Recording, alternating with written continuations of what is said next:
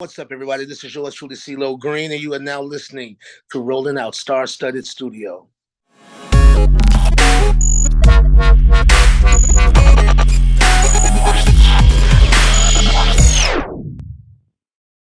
What's going on, everybody? Back again here for Rolling Out Star Studio. Your host, Malik Brown, of course, Star Studio.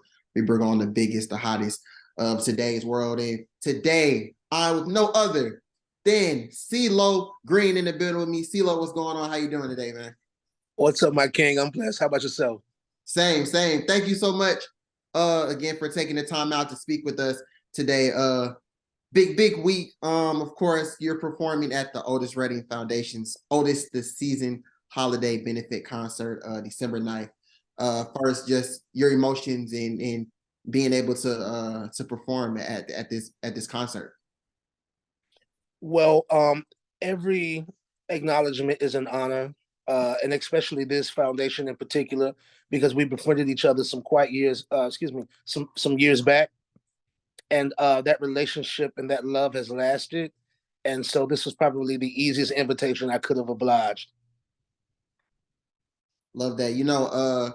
Just when you hear Otis Redding's name, and everything that he's done, how was he a big impact to what you do and what you've done in your career? I'm realizing King Otis's impact because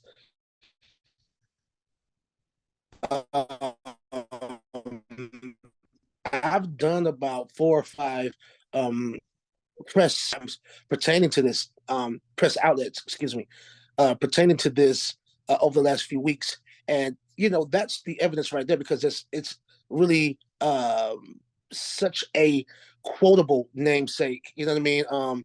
Such a you know impeccable history. You know what I mean? And lasting effect on culture. You know what I mean? Like in contribution to music at large, not just Black culture. You know, and no, so yeah, no. To be associated with it is humbling more so. You know what I mean? I am.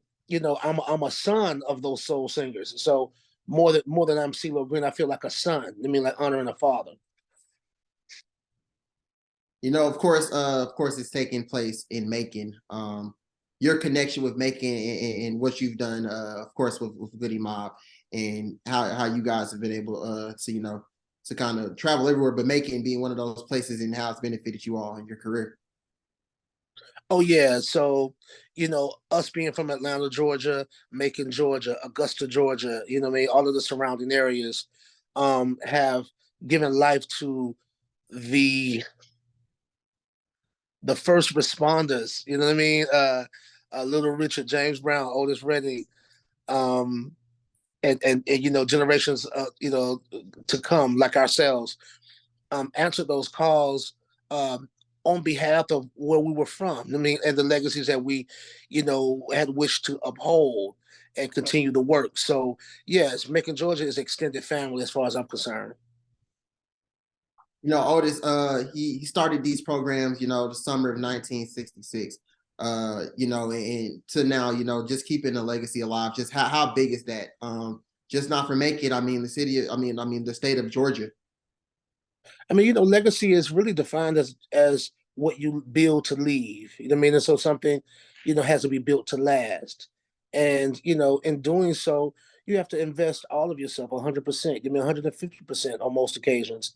Um, and it's his life work. You know what I mean? Like, and it's outlived his physical. You know what I mean? But this is his immortality. The effect he's had on generations after, on musicians, on culture, on community. You know what I mean? On legacy. This year, of course, it's been a big year, especially for hip hop. Of course, 50 years. Uh, just you and everything you've been able to do in Atlanta, and worldwide.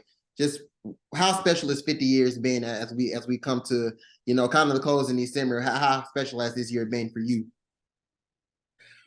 50 years makes me smile because it's been a long time coming, but it's also still very young.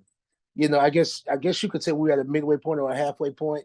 Um, but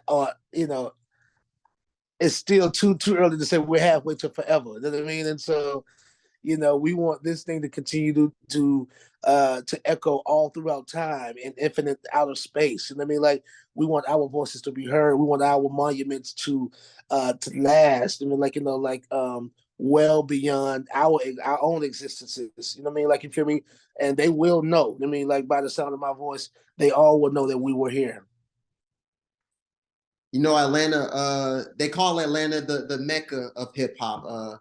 Just being able to be engulfed in that and kind of starting, that trend of, Atlanta, of course the South got something to say, of course, the infamous quote. Just how big has Atlanta been when it comes to talking about hip hop and what we listen to today and what we've listened to in the past? Recently, we were doing an interview about the 50th year anniversary of hip hop, and Brother Gip from Goody Mob made a good point. He was basically saying that the South has been at the inception of hip hop because so much of it was sampled by the Southern artists and Southern soul music, James Brown more notably and more famously. So, with that being said, you know what I mean? Like, I guess it's it's all Southern. You know what I'm saying? You feel me? But each region can adapt it and interpret it as their own. And I like that it's interchangeable. You know what I mean? And it just really broadens the scope of perspective. The way people retain something and reiterate it as their own. That's culture. Culture is not conformity. Culture is coexistence. You know what I'm saying? What have you liked, I guess, from this current generation, this current vibe of hip hop that we listen to today? Well, sometimes beyond the music itself, I do like the activation. You know what I mean? I do like the independence, the equity share. You know what I mean? So I like it logistically. You know what I mean?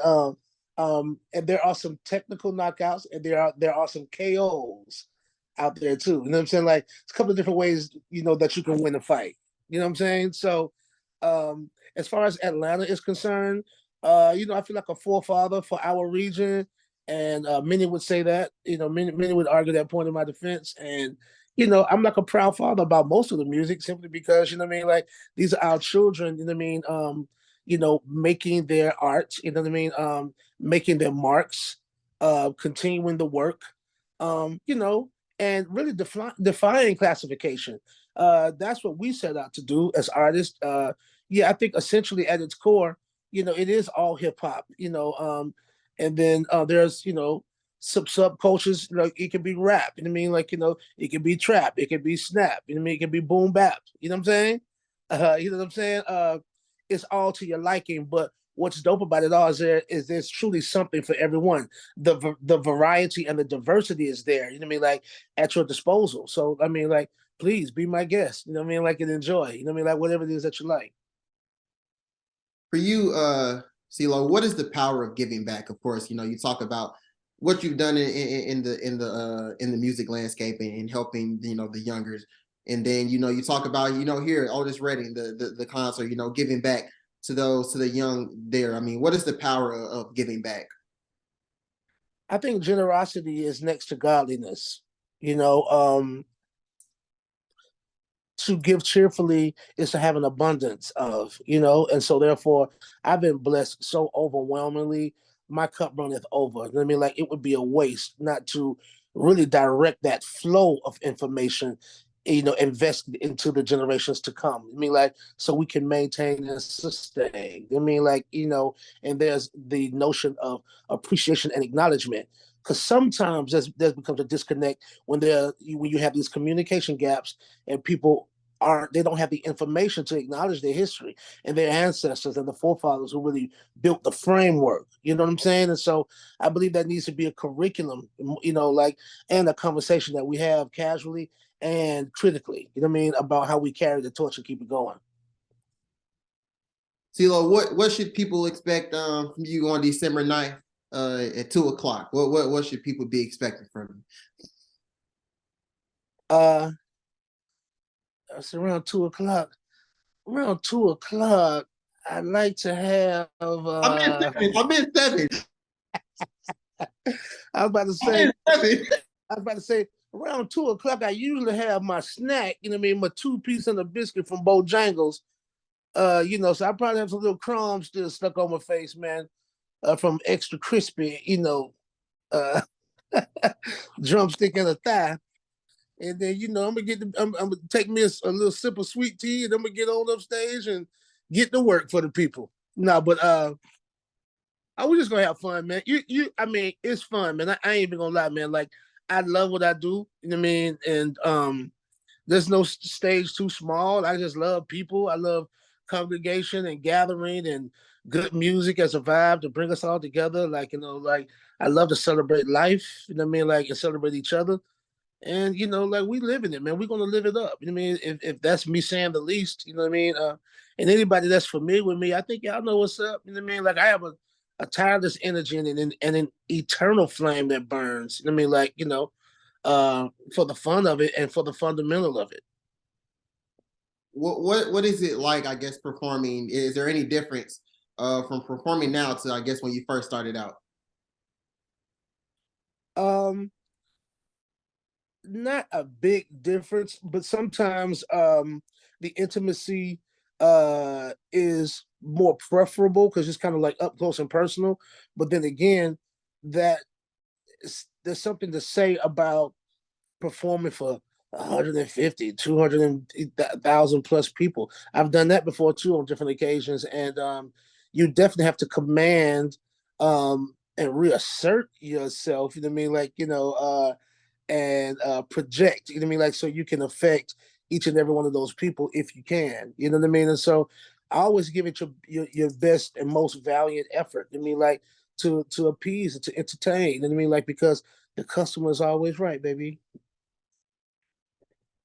Well, look, CeeLo, thank you so much for coming on, speak with us about this amazing event and everything that you do. We appreciate you here rolling out.